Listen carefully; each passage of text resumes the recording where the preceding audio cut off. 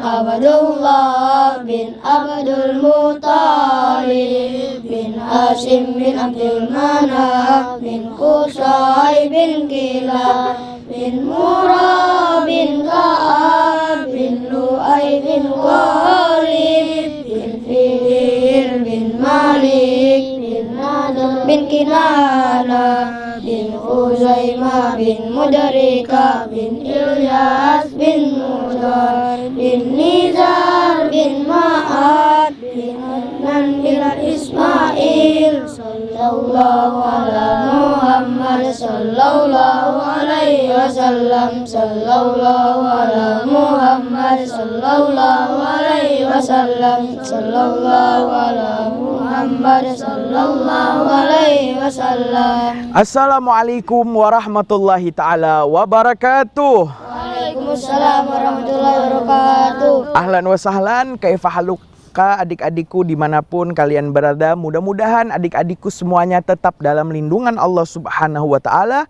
dan tetap dalam keadaan sehat. Nah, adik-adikku ketemu lagi nih bareng Kak Fauzan tentunya di Teladan Anak Soleh. Fa insyaallah pada kesempatan kali ini selama 1 kali 30 menit ke depan Kak Fauzan akan melanjutkan bagaimana kisah kewafatan baginda Nabi Muhammad sallallahu alaihi wasallam. Sekarang di sini Kak Fauzan telah ditemani oleh adik-adikku dari SDIku Banin Al-Bahjah Pusat. Gimana nih adik-adikku? Sehat semuanya? Sehat. Siap mendengarkan kisah? Siap. Maka adik-adikku kisah pun dimulai ketika baginda Rasulullah SAW tepat berusia 63 tahun. Di mana saat itu di hari Senin ketika waktu duha tepat pada tanggal 12 Rabiul Awal tahun 11 Hijriah wafatlah baginda Nabi Muhammad sallallahu alaihi wasallam. Nabi Muhammad meninggalkan dunia ini menuju ke hadirat Allah Subhanahu wa taala setelah sebelumnya beliau sallallahu alaihi wasallam mengalami sakit selama 14 hari yang dimulai dari akhir Safar tahun ke-11 Hijriah, di mana akhirnya Rasulullah SAW di waktu selama 14 hari itu Nabi selalu berpindah-pindah rumah di antara rumah istri-istri beliau. Tetapi ketika rasa sakit menjadi sangat, Rasulullah SAW meminta izin kepada istri-istrinya untuk beliau menginap dan dirawat oleh Siti Aisyah di rumah Siti Aisyah di samping Masjid Nabawi. Nah, adik-adikku, dikisahkan bahwasanya saat itu ketika Rasulullah SAW tidak bisa lagi keluar untuk menjadi imam para sahabat di sholat 5 waktu, Nabi memerintahkan kepada Sayyidina Abu Bakar As-Siddiq untuk selalu menjadi imam waktu sholat. Sehingga Sayyidina Abu Bakar menjadi imam, dan inilah tanda bahwasanya beliau akan menjadi khalifatul Rasulillah, pengganti Rasulullah SAW sepeninggal beliau nanti. Kemudian dikisahkan sahabat-sahabat Ansor ketika mengetahui Rasulullah menjadi sangat dalam sakitnya, menjadi lemah, maka saat itu sahabat Ansor berkumpul di sekitar Masjid Nabawi. Ketika Nabi mengetahui hal ini, Nabi pun keluar untuk menemui para sahabatnya, di mana Nabi dibopong oleh Sayyidina Ali di samping kanan dan Sayyidina Fadl bin Abbas di samping kiri, dan Sayyidina Abbas di depan Nabi seraya mengarahkan Nabi. Sehingga Nabi yang sangat lemah itu duduk di tangga mimbar Masjid Nabawi, dan saat itu Nabi berkhutbah dan mengatakan, khawatir tentang wafatnya Nabi kalian, apakah ada Nabi sebelumku yang kekal abadi? Sesungguhnya aku, kata Nabi, akan menyusul Tuhanku, dan kalian akan menyusulku, juga akan menyusulku menuju ke hadirat Allah Subhanahu wa ta'ala. Maka Nabi berpesan, aku berwasiat kepada kalian dengan kaum muhajir, hai kaum Ansor, berbuat baiklah terhadap mereka muhajir yang hijrah dari Mekah ke Madinah. Maka adik-adikku, Nabi pun kembali ke kamar Siti Aisyah, dan saat itu Nabi SAW menemukan wadah air, sehingga Nabi menaruh kedua tangannya di dalam wadah air tersebut dan meraup wajahnya agar terlihat segar kembali. Kemudian Nabi berdoa kepada Allah Subhanahu wa taala, Allahumma a'inni ala sakaratil maut. Ya Allah, tolonglah aku, kata Nabi, atas sakaratil maut. Maka saat itu Siti Fatimah, putri baginda Nabi, melihat apa yang terjadi terhadap ayahandanya, sehingga Siti Fatimah mengatakan, wa karbah likarbika ya abati, musibah atas engkau wahai ayahandaku. Maka Nabi menjawab, la karba ala abiki ba'dal yaum. Tidak ada musibah atas ayahmu ini wahai Fatimah ba'dal yaum, setelah hari ini. Karena Nabi SAW tahu bahwasanya SAW akan disambut oleh para penghuni langit dan kehadirat Allah Subhanahu wa taala. Maka saat itu Nabi diserang dengan rasa dingin menggigil yang sangat tajam, sehingga dikatakan Nabi seakan-akan dipeluk oleh malaikat maut. Maka tepat saat itu wafatlah Rasulullah sallallahu alaihi wasallam. Maka ketika kewafatan baginda Nabi SAW tersebar kepada para sahabat Ansor dan Muhajirnya, maka di antara keadaan para sahabat Nabi yang mendengar itu, ada yang mendustakan karena kaget, dan diceritakan tentang Sayyidina Umar bagaimana kisah beliau radhiyallahu anhu. Ketika Sayyidina Uthman mendengar kabar wafatnya Rasulullah, beliau terdiam, tidak dapat berkata-kata. Sayyidina Ali pun terduduk dan terlihat lemah dan lesu, dan yang teguh dengan kematian Rasulullah hanya dua sahabatnya, yaitu Sayyidina Abu Bakar As-Siddiq dan juga Sayyidina Abbas, paman sallallahu alaihi wasallam. Nah, adik-adikku, dikisahkan bagaimana Sayyidina Umar saat itu ketika mendengar berita bahwasanya Rasulullah SAW wafat, Sayyidina Umar menghunus pedangnya, dan Sayyidina Umar mengancam siapapun dari sahabat Nabi yang mengatakan Rasulullah wafat, maka akan aku tegur dia dengan pedangku ini. Maka Sayyidina Umar tidak terima dikatakan bahwasanya Rasulullah SAW telah wafat. Maka saat itu dikatakan tidak hadir ketika Rasulullah wafat Sayyidina Abu Bakar As-Siddiq, sehingga dikatakan datanglah Sayyidina Abu Bakar As-Siddiq. Saat itu Sayyidina Abu Bakar As-Siddiq masuk ke kamar Siti Aisyah radhiyallahu anha. Kemudian Sayyidina Abu Bakar membuka penutup wajah Rasulullah yang menutup daripada jenazah mulia baginda Nabi Muhammad sallallahu alaihi wasallam. Lantas apa yang terjadi? Kalau mau tahu, tetap bersama Kak Fauzan di Teladan Anak Soleh. Aku bangga menjadi anak soleh. Sallu ala Nabi Muhammad.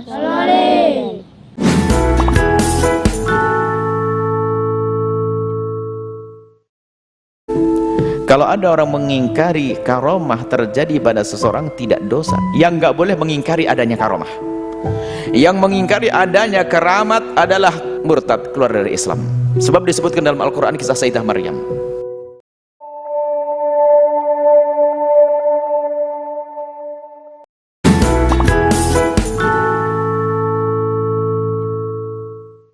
Ya adik-adikku, kemudian dikisahkan bahwasanya saat itu Sayyidina Abu Bakar As-Siddiq pun datang dari ketidakhadirannya saat Rasulullah wafat. Ketika beliau Sayyidina Abu Bakar datang, masuklah beliau memastikan dengan kewafatan baginda Nabi. Maka beliau radhiyallahu anhu masuk ke dalam kamar Siti Aisyah putrinya. Kemudian saat itu membuka daripada kain penutup wajah di atas wajah yang mulia Rasulullah SAW. Ketika dibuka dan pastikan Rasulullah telah wafat, maka saat itu beliau Sayyidina Abu Bakar mencium wajah Rasulullah. Ketika setelah menciumnya, beliau Sayyidina Abu Bakar menangis dan saat itu keluar untuk menenangkan para sahabatnya. Kemudian Sayyidina Abu Bakar mengatakan, "Ala, ingat," kata Sayyidina Abu Bakar, "man kana ya'budu Muhammada fa inna Muhammada qad mat." Barang siapa yang mereka menyembah Muhammad, maka sesungguhnya Muhammad telah wafat. Wa man kana ya'budullah fa innallaha hayyun la yamut. Tetapi barang siapa yang dia menyembah Allah Subhanahu wa taala, sesungguhnya Allah Maha hidup dan Allah tidak akan mati. Kemudian Sayyidina Abu Bakar membacakan ayat yang mengatakan, innaka mayyitun wa innahum mayyitun. Sesungguhnya engkau Muhammad akan menjadi seorang yang wafat dan mereka para sahabatmu juga akan menjadi orang yang akan wafat. Maka Sayyidina Abu Bakar datang menenangkan para sahabatnya yang bersedih, terdiam, terduduk, hingga yang mendustakan dengan kewafatan Rasulullah sallallahu alaihi wasallam. Kemudian Sayyidina Abu Bakar mengatakan, mengatakan ayat Allah Subhanahu wa taala berfirman, "Wa ma Muhammadun illa rasul," dan tidaklah Muhammad kecuali adalah utusan Allah Subhanahu wa taala, manusia biasa yang juga manusia yang juga akan wafat dengan sifat kemanusiaannya. Qad khalat min qablihi rusul, dan sesungguhnya nabi-nabi terdahulu juga telah wafat dan meninggalkan kaumnya. Afa immata au qutilan qalabtum ala aqabikum, apakah jika kalian melihat nabi kalian wafat atau melihat nabi kalian dibunuh, kalian akan keluar dan berbalik daripada agama kalian?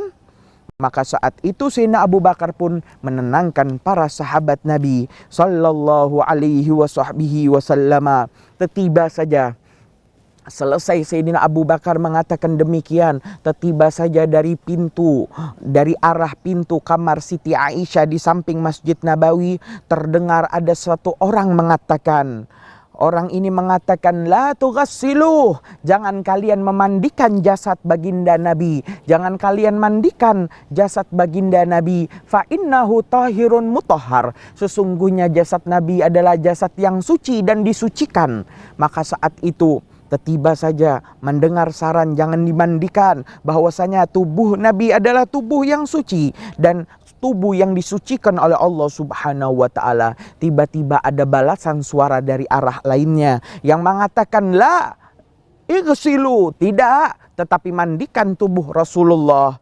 Sesungguhnya yang barusan berkata adalah iblis dan sesungguhnya aku adalah Khidir, maka mandikanlah jasad baginda Nabi Muhammad sallallahu alaihi wasallam. Maka dimandikanlah jasad baginda Nabi sallallahu alaihi wasallam sehingga para sahabat Nabi bertakziah ke rumah baginda Nabi sallallahu alaihi wasallam. Setelah itu dikatakan bahwasanya para sahabat Nabi berdebat bagaimana cara memandikan baginda Nabi Muhammad sallallahu alaihi wasallam. Apakah kita mandikan Nabi dengan melepas pakaiannya atau kita mandikan Nabi dengan pakaian yang Nabi wafat di dalamnya? Maka mereka tiba saja ditidurkan semuanya oleh Allah Subhanahu wa taala dan mendapat ilham di dalam mimpi yang mengatakan bahwasanya mandikanlah Nabi kalian di dalam pakaiannya. Artinya jangan dilepas pakaian Nabi, tetapi mandikan Nabi dengan tetap menutup auratnya. Dikatakan di dalam sejarah dikatakan bahwasanya yang memandikan Nabi ada 6 orang yang mulia dan dimuliakan oleh Allah Subhanahu wa taala, yaitu Sayyidina Ali bin Abi Thalib, sepupu beliau, Sayyidina Abbas, paman beliau, dan 2 anak Sayyidina Abbas dan 2 budak daripada Sayyidina Abbas. 6 orang ini memandikan Nabi sallallahu alaihi wasallam sehingga Sayyidina Ali karramallahu wajhah, beliau pun memencet perut baginda Nabi Muhammad sallallahu alaihi wasallam sebagaimana kita ketika memandikan jenazah memencet perut berharap ada kotoran yang keluar sehingga bersih dan dibersihkan, tetapi ternyata tidak ada yang keluar dari baginda Nabi Muhammad sallallahu alaihi wasallam. Sayyidina Ali pun mengatakan, tibta hayyan wa maita, ya Rasul, engkau wangi, aromamu wangi dalam keadaan hidup maupun setelah wafat.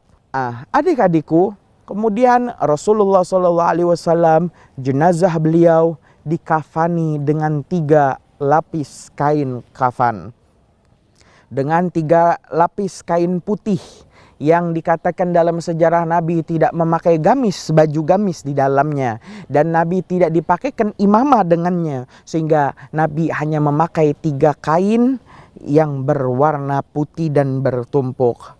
Kemudian kain tersebut pun tidak dijahit dan diletakkan di atas ranjang sallallahu alaihi wasallam. Maka para sahabat Nabi pun mulai menyolatkan jenazah sallallahu alaihi wasallam munfaridan, sendiri-sendiri. Tidak ada yang mengimami mereka. Mereka sholat jenazah sendiri-sendiri, bertakbir 4 kali di hadapan jenazah Rasulullah sallallahu alaihi wasallam, dimulai daripada sahabat lelaki, kemudian disusul oleh sahabat wanita, kemudian baru sahabat yang masih kanak-kanak juga ikut menyolatkan jenazah sallallahu alaihi wasallam.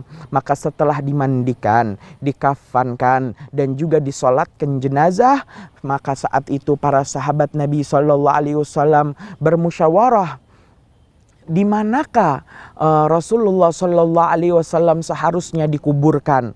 Di mana Rasulullah SAW seharusnya dikuburkan? Apakah di Baqi bersama jenazah-jenazah lainnya yang ada di Madinah, ataukah di mana? Maka tiba saja ada yang mengatakan, suara yang mengatakan, seorang syekh mengatakan, sesungguhnya seorang nabi dikuburkan di tempat dia wafat. Di mana Rasulullah wafat? Rasulullah SAW wafat di dalam kamar Siti Aisyah, di pangkuan istrinya Siti Aisyah, yang saat itu Siti Aisyah berusia 18 tahun. Maka saat itu jenazah Nabi SAW diangkat, diambillah ranjang yang ada di bawahnya, kemudian digalilah daripada tanah di dalam kamar tersebut, dan dimakamkanlah Rasulullah SAW di dalam kamar Siti Aisyah. Lantas ada kisah apa lagi dalam pemakaman Rasulullah? Kalau mau tahu adik-adikku, tetap bersama Kak Fauzan di Teladan Anak Soleh. Aku bangga menjadi anak soleh. Shallu ala Nabi Muhammad.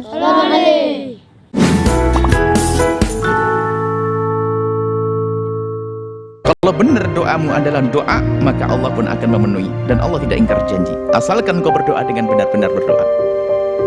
Maka kita perlu faham tentang makna doa. Doa adalah ibadah, mukhul ibadati, bahkan saripati ibadah.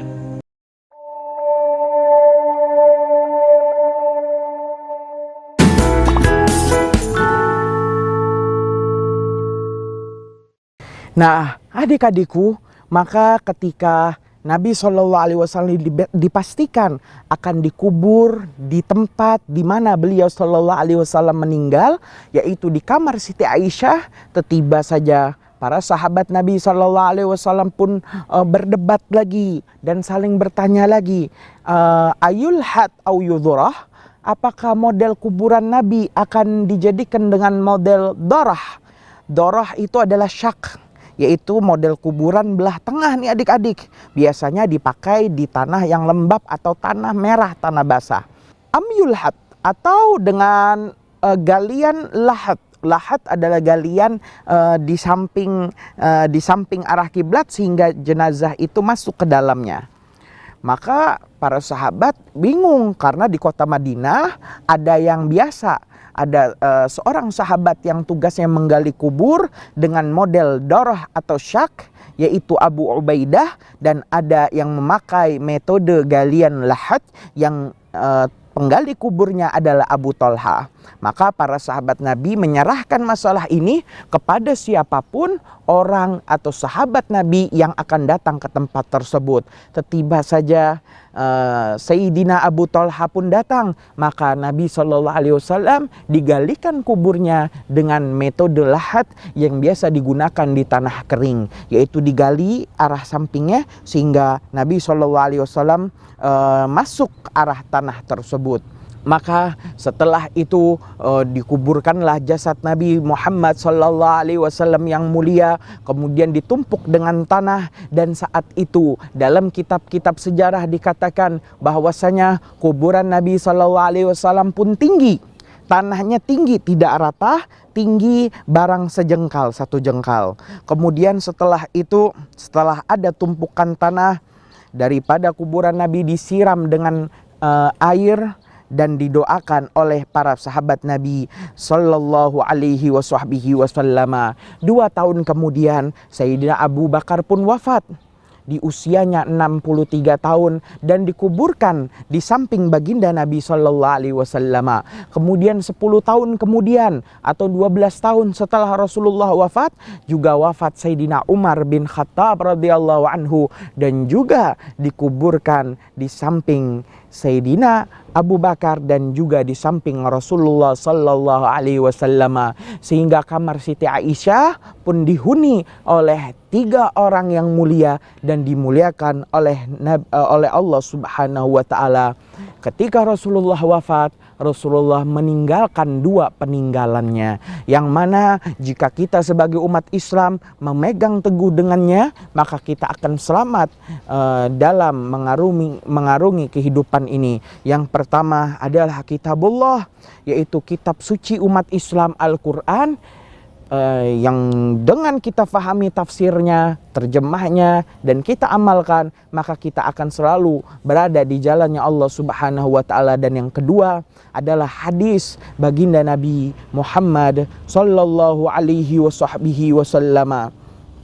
Nah, adik-adikku, setelah itu dalam keadaan bersedih dikatakan bahwasanya dilantiklah Sayyidina Abu Bakar As-Siddiq menjadi Khalifatul Rasulillah, pengganti Rasulullah sallallahu alaihi wasallam, dan memerintah kota Madinah dan semua kedaulatan Islamiyah di berbagai negara di bawah pimpinan beliau Sayyidina Abu Bakar As-Siddiq.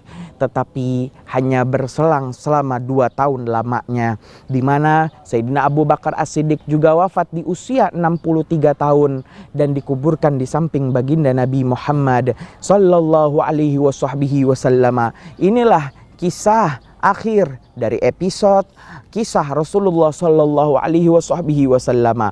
Fa insyaallah nih adik-adik, kita akan melanjutkan dengan kisah Nabi Adam alaihissalam dan kisah para nabi selanjutnya. Nah, adik-adikku, ada yang ingin bertanya?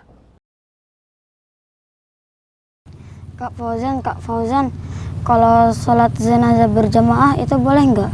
Sesungguhnya sholat jenazah dilakukan, afdolnya adalah dengan berjamaah, di mana seorang imam menjadi pengarah daripada makmum sholat jenazah, yang mana sholat jenazah nih adik-adik dilakukan sebanyak 4 kali takbir. Dan jika engkau tidak temukan jenazah juga telah dikuburkan di dalam kuburannya, maka dikatakan bahwasanya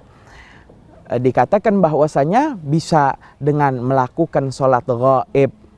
Ya, sholat ghaib bisa dilakukan ketika jenazah telah dikubur atau ketika engkau tidak ada jenazah di hadapannya karena engkau sebagai anak atau pewaris berada di tempat yang sangat jauh. Sholat jenazah 4 takbir. Takbir pertama membaca Al-Fatihah, takbir kedua membaca daripada sholawat Ibrahimiyah, takbir ketiga membaca Allahumma gfir lahu warhamhu wa'afihi wa'fu anhu, dan setelah takbir keempat membaca Allahumma la tahrimna ajrahu wa la taftinna ba'dahu waghfir lana walahu, kemudian disusul dengan salam dalam keadaan berdiri sebanyak 2 kali.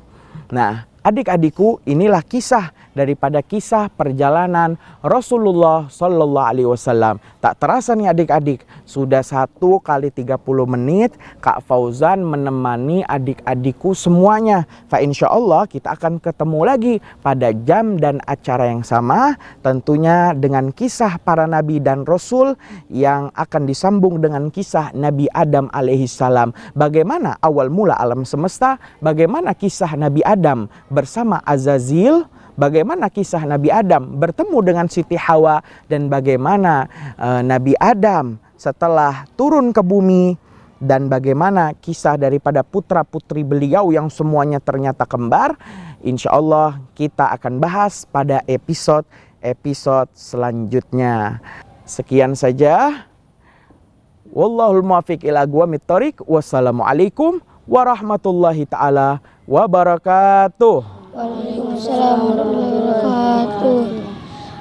Ahmad bin Abdullah bin Abdul Muttalib bin Hasim bin Abdul Manaf bin Qusay bin Kilab bin Murrah bin Ka'ab bin Lu'ay bin Ghalib bin Fihr bin Malik bin Nazar bin Kinana bin Khuzaimah bin Mudrika bin Ilyas bin Muzar bin Nizar bin Ma'ad bin Ismail. Sallallahu ala Muhammad sallallahu alaihi wasallam. Sallallahu ala Muhammad sallallahu alaihi wasallam. Sallallahu ala Muhammad sallallahu alaihi wasallam.